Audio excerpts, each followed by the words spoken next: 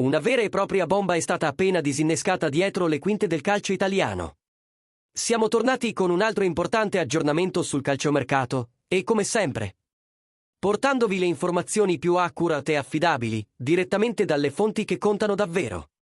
Ora lasciate il vostro like, attivate la campanella e iscrivetevi al canale.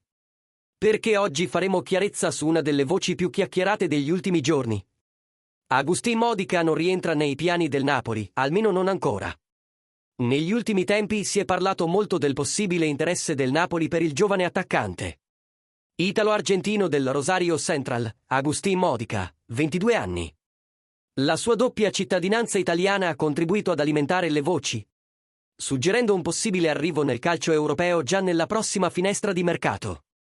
Tuttavia, secondo le indagini dirette del team di areanapoli.it, non c'è stata alcuna mossa concreta da parte del club partenopeo nei confronti del giocatore. Il motivo è chiaro. Modica è fuori gioco dall'agosto 2024 dopo aver subito un grave infortunio al ginocchio sinistro, con rottura del legamento crociato anteriore e del menisco esterno. Ad oggi, è stato fuori per quasi 250 giorni, il che rende improbabile qualsiasi trattativa di alto livello in questa fase della sua carriera.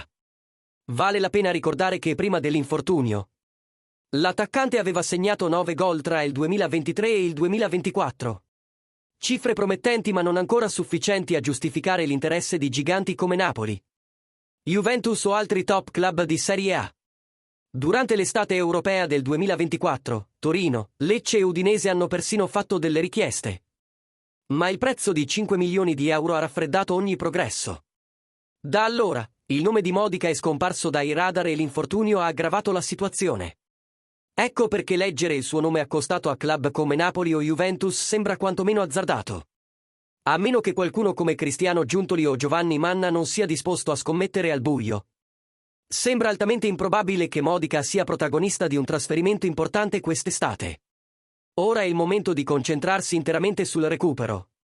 E solo dopo si potrà pensare a un nuovo capitolo della carriera del giovane attaccante. Cosa ne pensate?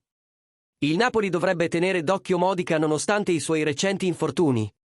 O cercare opzioni più consolidate in avanti? Commentate qui sotto, vogliamo sapere cosa ne pensate di questo ultimo capitolo di mercato.